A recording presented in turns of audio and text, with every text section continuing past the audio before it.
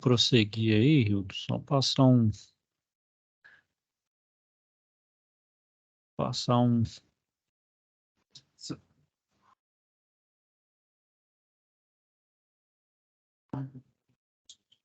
vou passar um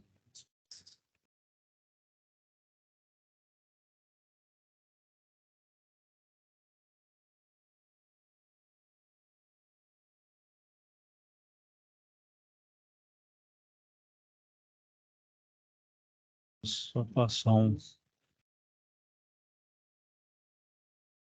Só sobre a aprendizagem de criança. O seguinte contexto. Seguinte.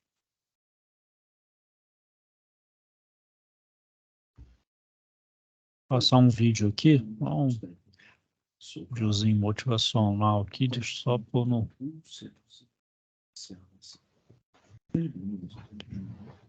só compartilhar a tela aqui com o som. Está em processo de expansão.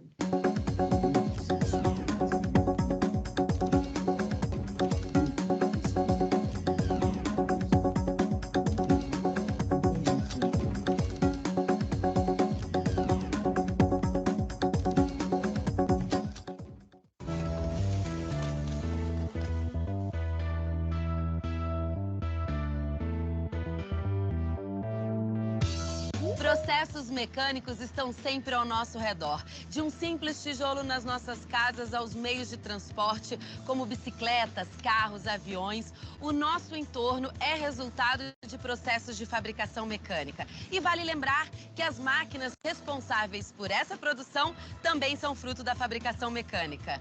Não é à toa que profissionais envolvidos nesse ciclo podem trilhar múltiplos caminhos, como pesquisas de tecnologias, execução de projetos e gerenciamento de manutenção. Os tecnólogos em fabricação mecânica são profissionais com graduação de nível superior que podem atuar numa ampla gama de empresas.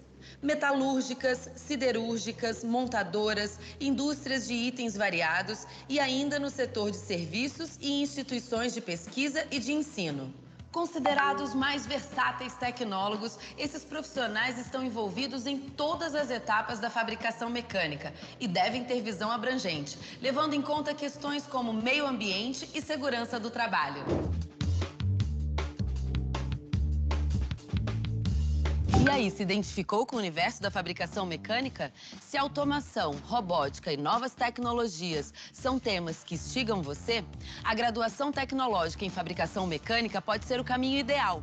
Só não deixe de procurar uma instituição de ensino reconhecida pelo Ministério da Educação. Combinado?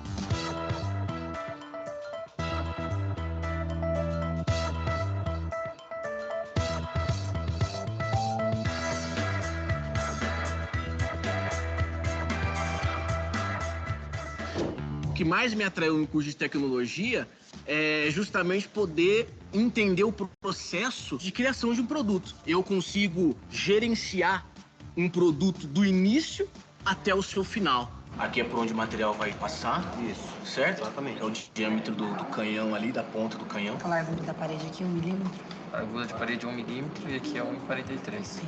Vai ter um software que a gente usa de desenho, baseado no que a gente precisa, nas medidas que a gente já tinha, que eram as medidas da torneira, a gente começa a desenhar, desenvolver o produto. Que é o produto final. Hoje em dia, tudo que a gente faz, a maior parte dos seus produtos ao seu redor, tem um material plástico nisso, entende? Então, eu acredito que isso tende a crescer. É mesmo uma área dinâmica, que exige versatilidade e criatividade por parte do profissional. Mas isso a gente já viu que os alunos do Senai têm de sobra.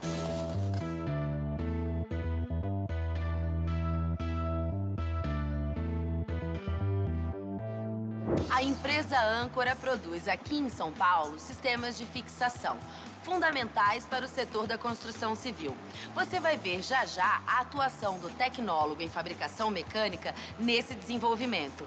Mas antes, vamos fazer uma breve viagem ao futuro da indústria de fabricação mecânica. Diversos dispositivos poderão atuar tanto sozinhos como em conjunto com outros controladores. Parece complexo, mas o conceito é justamente simplificar e distribuir inteligência. Isso significa que cada componente de um sistema mecânico será responsável pela gestão de parte do processo e, ao mesmo tempo, poderá atuar com outros dispositivos para otimizar toda a produção. Por trás dessa proposta está o conceito de divisão de energia e de memória de processamento. As redes de informações serão fundamentais nessa proposta, assim como dispositivos de segurança. Os mais tradicionais na fabricação mecânica, como cortinas de luz, tapetes e travas, continuarão a existir, mas as peças utilizadas serão menores e mais integradas ao design das máquinas. Essas tecnologias abrem 1000 possibilidades para a fabricação do futuro e terá um forte impacto em tudo aquilo que consumimos. Podemos aguardar por produtos mais funcionais, eficientes, com mais durabilidade e menor custo. Só resta aguardar, que a evolução está por conta dos profissionais da fabricação mecânica.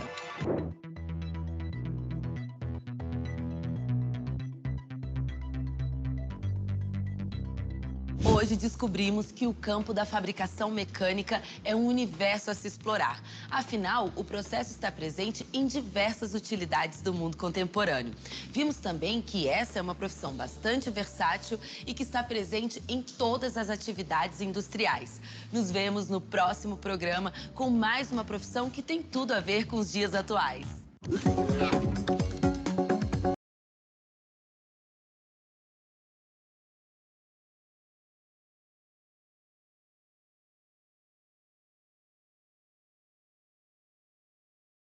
Só um videozinho aí.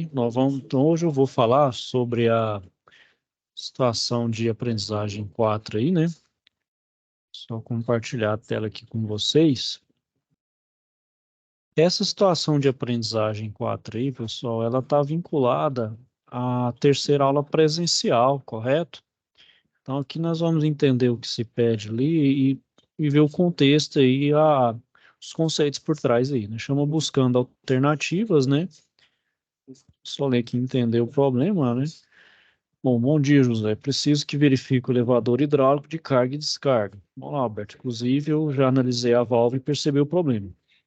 E o que faremos? Pois pode levar uns 15 dias para recebermos a nova. A nova, né? Conversei com os técnicos da manutenção e podemos ver, e vamos ver o que podemos fazer. Vamos interpretar e analisar o funcionamento do elevador hidráulico e ver então quais as opções de válvulas que podemos usar. José, acho importante elaborar um relatório técnico para termos tudo registrado. Combinado, faremos isso. É sempre bom termos tudo registrado. Ótimo, tudo certo então. Então aqui, pessoal, a primeira coisa que a gente vai ter que fazer é elaborar, interpretar e analisar o funcionamento do elevador hidráulico, né? Então, esse aqui, vocês vão interpretar ele lá na aula presencial, né? Então, o que vocês podem estar fazendo? A simulação desse circuito no FluidSim, né? Se eu não me engano aqui, eu acho que eu disponibilizei. Deixa eu só dar uma olhada aqui. Eu acho que eu disponibilizei. Deixa eu só ver se eu disponibilizei. Simulador aqui de pneumática e hidráulica para vocês. Então, vocês podem estar se antecipando. Mas na aula presencial, vocês vão simular e verificar, então, o que tem de errado. Eu fiz ele aqui no meu simulador, ó. Ó, tá vendo? Ó, vou até colocar ele lado a lado aqui para a gente ter uma noção, ó. Olha lá, ó, tá vendo? Só que a única coisa que eu fiz foi inverter ele aqui, ó, mas só que aqui se eu tirar, por exemplo, essa válvula aqui, ó, reguladora de pressão e essa outra aqui, vocês vão perceber que ela não vai funcionar, ó. Quer ver? Eu vou até tirar ela daqui, ó. Deixa eu parar ela aqui. Mas deixa eu fazer o seguinte, eu vou reproduzir.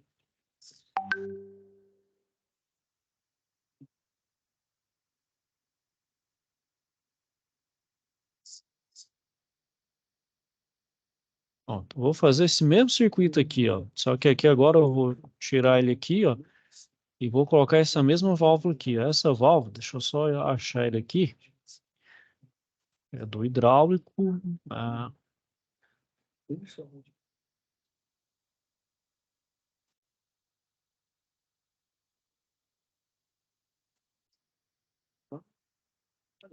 Você se adapta bem aqui, né? Só ver se eu acho ela aqui.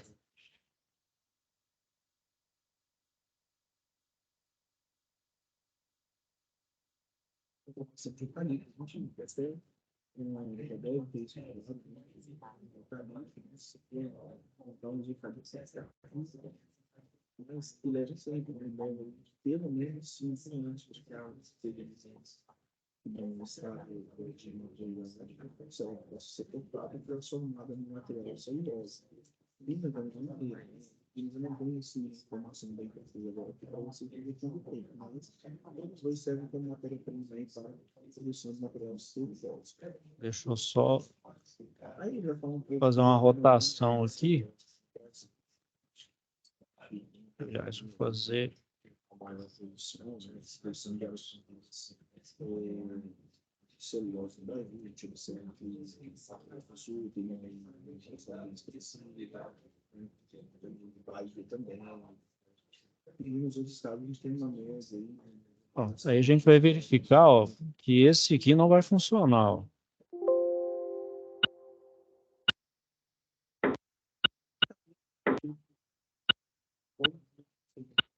Segmento celulose, papel já tem um da indústria você precisa medir isso aqui devagarmente, massa de farmácia, né? E vamos chegar no produto florestal com o risco, né? E as possibilidades. Produtos não aderidos. Que essa válvula aqui, pessoal, o circuito do elevador, ele não vai funcionar da forma correta, certo? Ele não vai dar essa limitação. Deixa eu só ver se ele limita aqui o... Ver se ele limita o bar aqui a 40.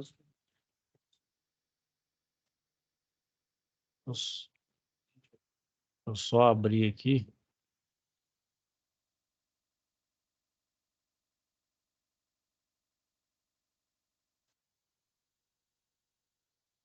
Bom, aí vocês vão perceber aqui, pessoal, o seguinte, que não vai funcionar aí, né? Vai ser só aquela, vai ser uma daquelas válvulas que vai apresentar aqui agora. Aí é o seguinte, vocês vão selecionar a válvula correta e redesenhar então o circuito, tá lá. Então tem as opções de válvula, tem lá de retenção pilotada, reguladora de fluxo e a de descarga. O que vai funcionar mesmo é a reguladora de fluxo, é justamente para eu poder regular a minha velocidade do meu elevador ali, né? Porque senão ela vai vir só, ela é, é, vai pela pressão do próprio sistema. Então, a reguladora de fluxo vai determinar a velocidade de quanto vai subir e quanto vai descer. Correto? E vocês vão verificar isso também lá na bancada. Lá na bancada vocês vão aplicar então essas válvulas aí. E então aqui que vai ser feito, né? Vocês vão elaborar então um relatório de funcionamento do circuito hidráulico utilizando a solução proposta. Então isso que vocês vão postar aqui no AVA, certo? Além disso, vocês vão participar do fórum de discussão também, que é o fórum de discussão 3 aí. Certo aí? Alguma dúvida aí, algum questionamento com relação a essa parte aí que vocês vão ver no presencial? Não, por enquanto não tem uma dúvida não. Tranquilo?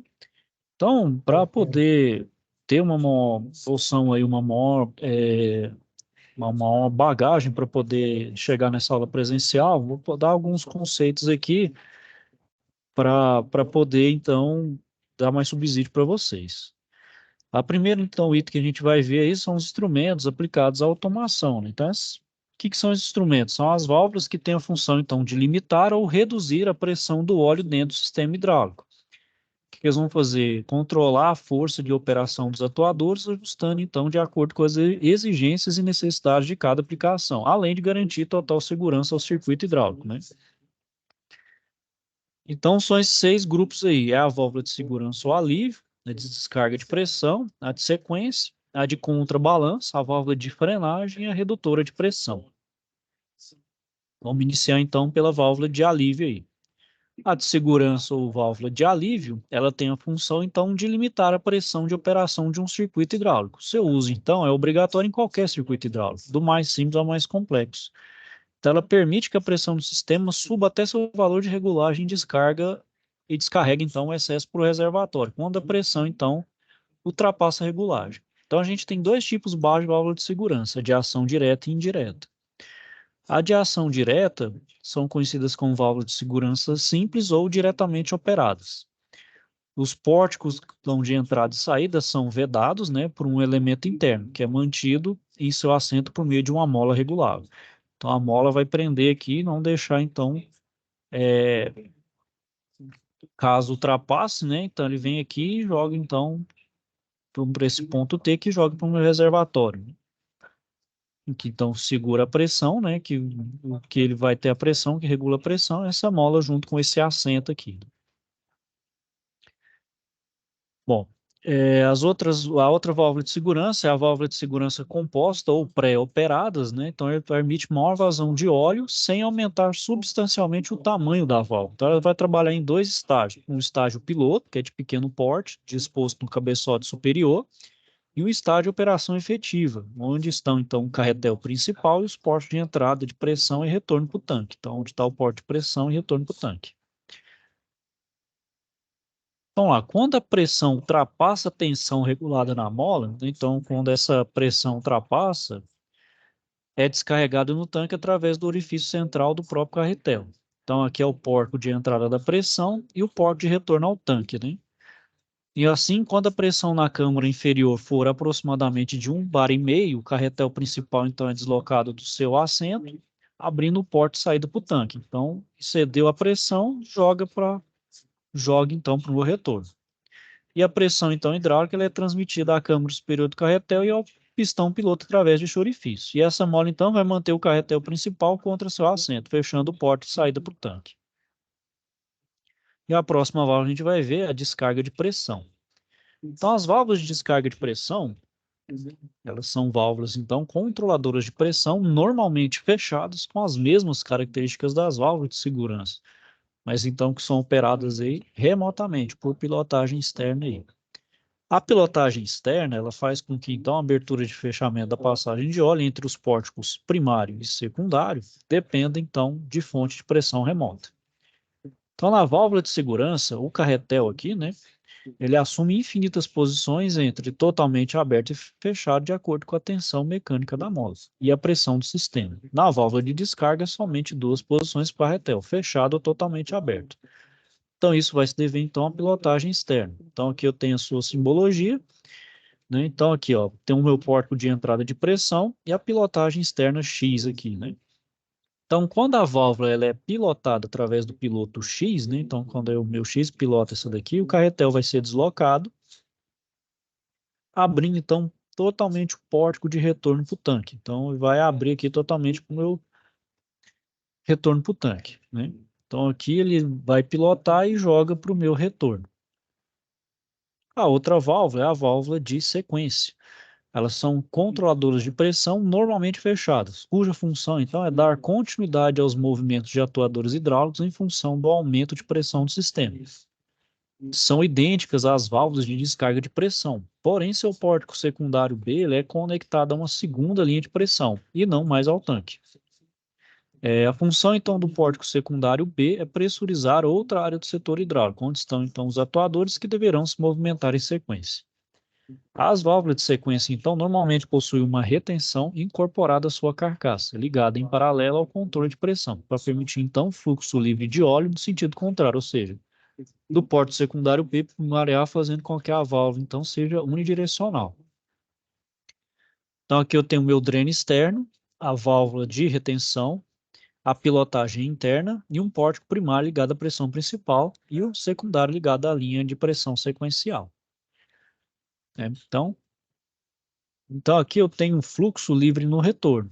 Então, no retorno eu tenho um fluxo livre. No contrário, aí não tem, né? Que é justamente esse símbolo aqui. A válvula de contrabalanço, né? Elas são controladoras de pressão também, normalmente fechadas para controlar, então, o movimento de descida de cilindros posicionados na vertical. Que esteja, então, sustentando carga. Essas válvulas aí vão evitar que a força da gravidade provoque a descida livre de cilindros verticais. mesmo com a máquina desligada. Então, essa válvula aí é principalmente para elevador, né? Então, o pórtico primário A aí, ele é conectado à câmara inferior do cilindro e o secundário B ligado ao tanque, geralmente passando pela válvula direcional de comando. Então, tanto a pilotagem como o dreno são internos. E a retenção permite, então, o fluxo reverso livre pela válvula de contrabalanço, controlando, então, apenas a descida do cilindro, não interferindo, então, no movimento de subida. As válvulas, então, de contrabalanço devem ser reguladas com uma pressão intermediária, maior que a originada pelo peso da carga e menor que a pressão principal. E a pressão da válvula de contrabalanço deverão ser ajustada em no mínimo 10% acima do valor de pressão, né, pela carga ser movimentada, né, então, para considerar possíveis alterações no peso da carga, né? Então, se tiver algum peso aqui, garante, então, que não tem um retorno, né? Então, para isso que serve a minha válvula aí de contrabalanço. Então, a válvula de contrabalanço, ela é utilizada para sustentar um cilindro vertical com movimento, por exemplo, o martelo de uma prensa. Então, ela deve estar regulada para suportar os pesos do martelo, da ferramenta e do próprio cilindro, né? Além de considerar possíveis substituições da ferramenta que podem alterar o peso total do conjunto. Então, para eu saber qual deve ser a pressão mínima a ser regulada na válvula de contrabalanço, vou ter que utilizar a fórmula da pressão. Pressão, então, é dada pela relação força dividido pela área, onde a pressão ela é dada em quilograma-força por centímetro quadrado, a força dada em quilograma-força e a área em centímetro quadrado. Por exemplo, eu tenho um circuito hidráulico de uma prensa que utiliza uma válvula de contrabalanço. A área do êmbolo do lado da haste, né, então do lado da haste aqui, ela é de 50 centímetros quadrados e o cilindro está sustentado com uma carga de 1000 kgf, quilograma-força. Então, se eu dividir então 1000 por 50, eu tenho uma pressão de 20 kg-força por centímetro quadrado. Então, como a pressão da válvula de contrabalanço deve ser ajustada em no mínimo 10% acima do valor de pressão gerado pela carga, então essa carga ela me gera uma pressão aqui para baixo de 20 kgf por centímetro quadrado. Então, eu vou multiplicar por 1,1, que é 2, né? 10% de 20 é 2. Somado com os 20 vai dar os 22 kgf por centímetro quadrado. Então, essa é a minha pressão que eu vou ter que regular para a minha válvula de contrabalanço, para poder, então, estar aguentando o peso total do conjunto, né? Para não ter para ela ficar totalmente para baixo, para ela conseguir fazer o movimento de forma satisfatória, né? E não gerar nenhum distúrbio aí no meu sistema.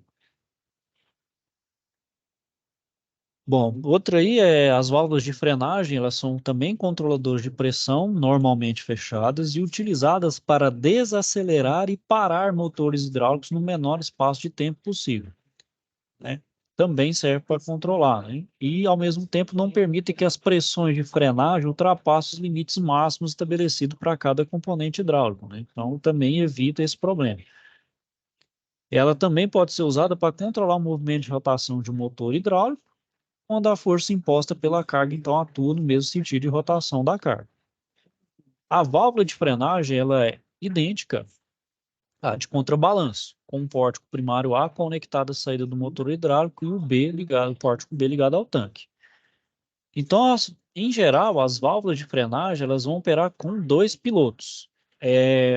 Um externo, agindo diretamente um externo, né? Um agindo na extremidade inferior do carretel e o outro interno, atuando no pistão do piloto de menor diâmetro. E o dreno dessa válvula ele vai ser, então, interno. Bom, a outra válvula que eu tenho aí, né, é a redutora de pressão.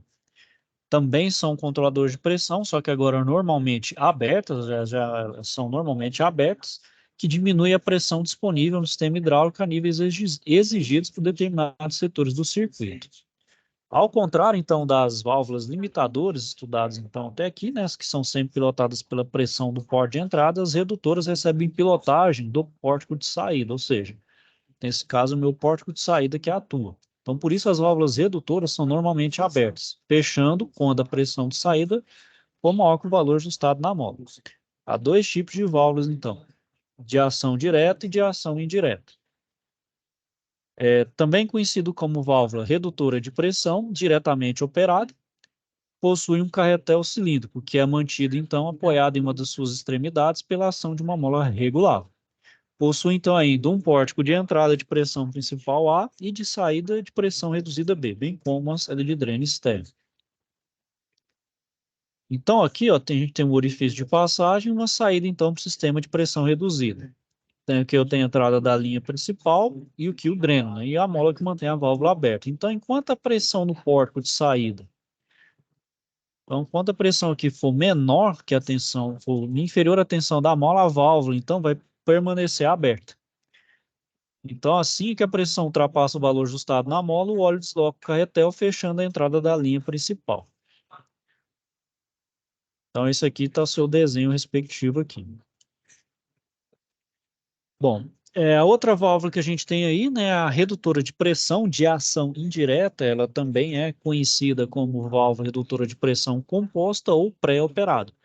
Foi desenvolvida, então, para permitir uma vez vazão de óleo sem aumentar o seu tamanho. E estas válvulas, então, trabalham em dois estágios. Um estágio piloto, de pequeno porte, disposto no cabeçote superior, e um de operação efetiva, localizado na carcaça, onde se encontra o carretel principal e os pórticos primários. De entrada de pressão principal e secundário B de saída de pressão reduzida. Então, no cabeçote superior, há a agulha cônica de pré-operação e seu respectivo assento de vedação. E a mola regulável com seu parafuso de ajuste de tensão, a manopla de regulagem manual e um porte de drenagem externa. Então, o carretel principal, ele é balanceado hidraulicamente, mantido apoiado no seu assento inferior pela ação de uma mola fixa. Então, o porte secundário sai de lá. Então, ele tem essa forma aqui, né? Bom, e na maioria das vezes, além de reduzir a pressão no sentido do pórtico primário A para o secundário B, as válvulas redutoras de pressão, então, devem permitir fluxo livre de óleo no sentido oposto. Então, nesse caso, é empregada uma válvula redutora de pressão unidirecional, com uma retenção, então, incorporada em sua carcaça, montada em paralelo com o carretel principal.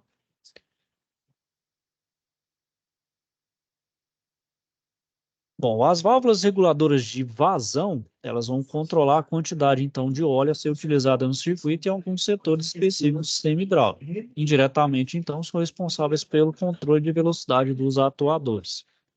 As válvulas reguladoras de vazão funcionam como verdadeiras torneiras que abrem e fecham, então, gradativamente a passagem de óleo, controlando desde a vazão zero, fechadas, até a vazão máxima enviada pela bomba. Então, elas podem ser fixas ou variáveis, bidirecionais ou unidirecionais. As reguladoras de vazão fixa também são chamadas de giclês, que são estreitamente provocados nos canais de passagem de óleo, com o intuito de reduzir o fluxo. Os giclês também são bidirecionais, controlando a passagem de óleo nas duas direções. Bom, pessoal aí que conhece os carros mais antigos aí, carburado, tinha também o famoso giclezinho, né, que fazia justamente isso, só que no caso lá com relação a gasolina no carburador, né, nos antigos carburadores, né? Então, a vazão que passa por uma restrição nem sempre é constante, e essa vazão vai variar, então, proporcionalmente ao diferencial de pressão entre a entrada e a saída. Então, quanto maior a diferença de pressão entre um lado e outro da restrição, maior será, então, o fluxo de óleo. E a viscosidade do fluido também vai influir na direção da vazão, uma vez que a viscosidade é a resistência do fluido em escoar, né? Então, quanto mais viscoso for o óleo, menor será a vazão, né?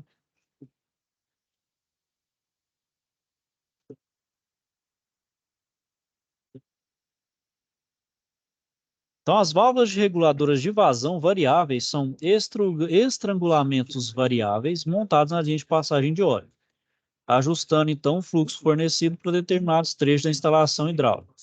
Em geral, são utilizados para controlar, então, as velocidades de avanço e retorno dos cilindros, bem como a rotação dos motores hidráulicos.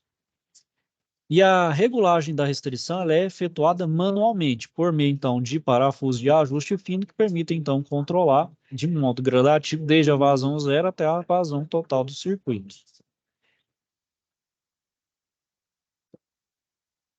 Então, na válvula reguladora de vazão direcional, na maioria das vezes, os atuadores hidráulicos necessitam, então, do controle de vazão em apenas um movimento, ou tenho velocidades controladas individualmente em ambas as direções, né? Então, por exemplo, aqui eu tenho fluxo livre, aqui eu faço o meu parafuso, aqui é o meu parafuso de regulagem, aqui é o cone, então, de estrangulamento, onde eu faço, então, esse controle do fluxo aqui.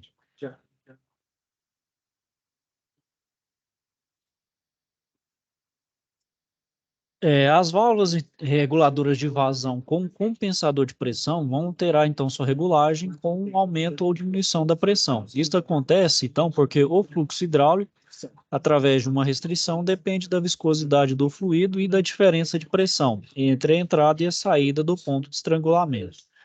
Então, com o intuito de evitar variações indesejáveis na velocidade dos atuadores, foram desenvolvidas, então, as válvulas reguladoras de vazão com compensador de pressão, conhecidas como balança de pressão. É um carretel com uma mola compensadora incorporados na carcaça da válvula, antes do ponto de estrangulamento. E a função do carretel é manter sempre o mesmo diferencial de pressão da entrada para a saída da restrição, independente, então, das variações de pressão. O diferencial de pressão é equivalente, então, à tensão da mola compensadora montada nas extremidades do carretel.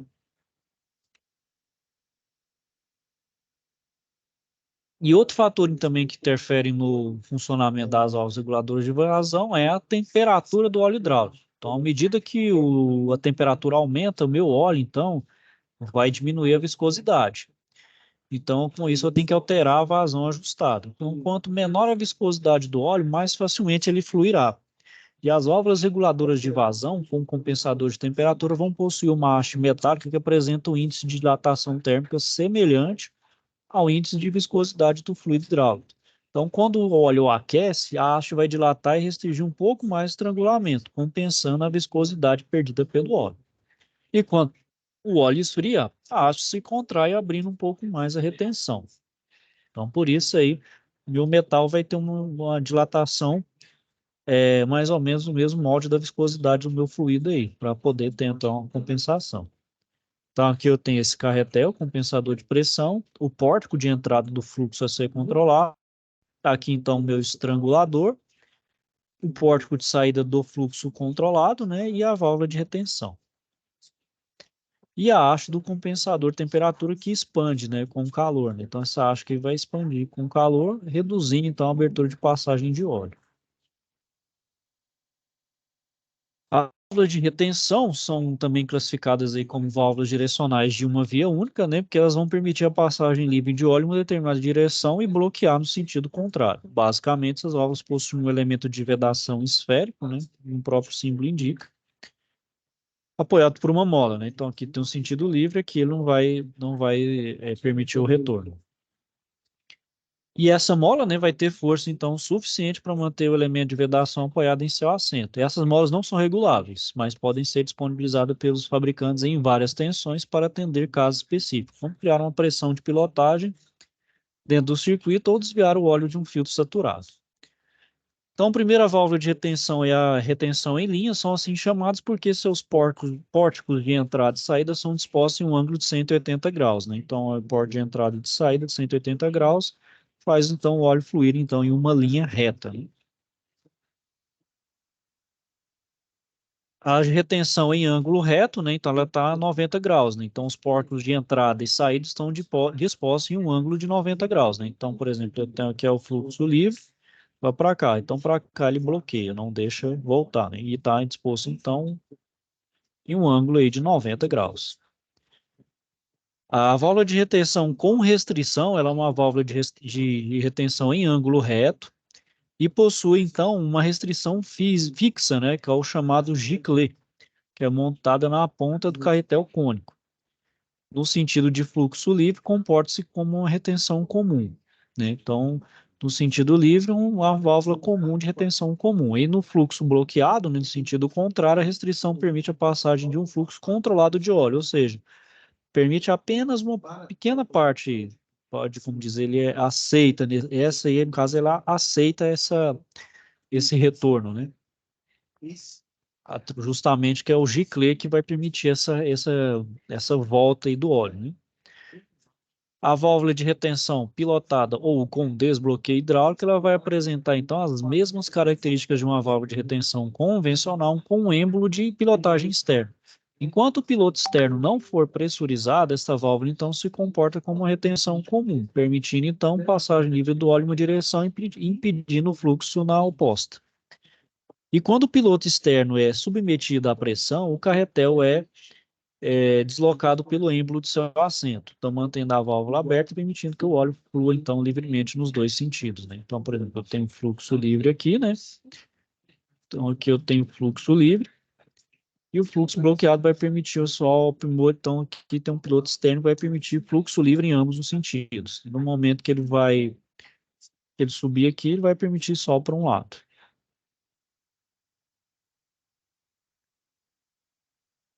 Então, a válvula aí de retenção geminada, elas são duas válvulas de retenção pilotadas, integradas em uma única carcaça. Enquanto os pórticos A1 e B1 não são pressurizados, né? Então, quando não tem pressão aqui, a válvula vai bloquear totalmente o fluxo reverso no sentido de A2 para 1. Então, quando tem pressão aqui, ele não permite esse movimento para cá. Então, quando o pórtico A1 ele é pressurizado, o óleo flui livremente de A1 para A2 e, ao mesmo tempo empurra o êmbolo de comando para a direita, né? Então, ele vai empurrar para cá, para a direita, pilotando a válvula de retenção 2, além de permitir o fluxo livre do óleo de B2 para B1. Então, ele vai sentir para esse sentido e o outro vai para o sentido contrário. E quando o pórtico B1 é pressurizado, ele faz um movimento contrário. Empurra o êmbolo para a esquerda, permitir o fluxo reverso livre de A2 para 1. E é aplicado para impedir novamente movimentos desejáveis dos atuadores quando o sistema, então, está despressurizado.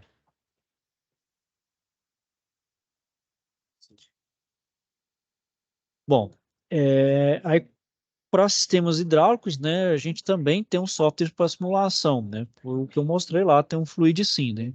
E a vantagem de utilizar o software é a possibilidade, então, de avaliar o funcionamento do circuito sem a necessidade de se montar fisicamente, né?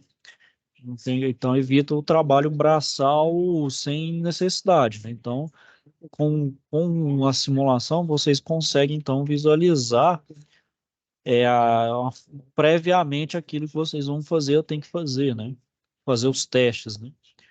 E os principais softwares utilizados é o FluidSim e o Automation Studio, né? Então, aqui é o Automation Studio, provavelmente também deve ter na escola, mas bem provável que seja o FluidSim. Ele também permite o hidráulico e o pneumático, né? Então, aqui é a cara dele, né? Vamos dizer assim, a interface dele, né? Muito parecido com o FluidSim. E aqui uns exercícios de passagem aí para vocês fixarem o conteúdo. Certo, Rildo? Tem alguma dúvida, questionamento desta SAP, das demais? Tem alguma coisa para falar?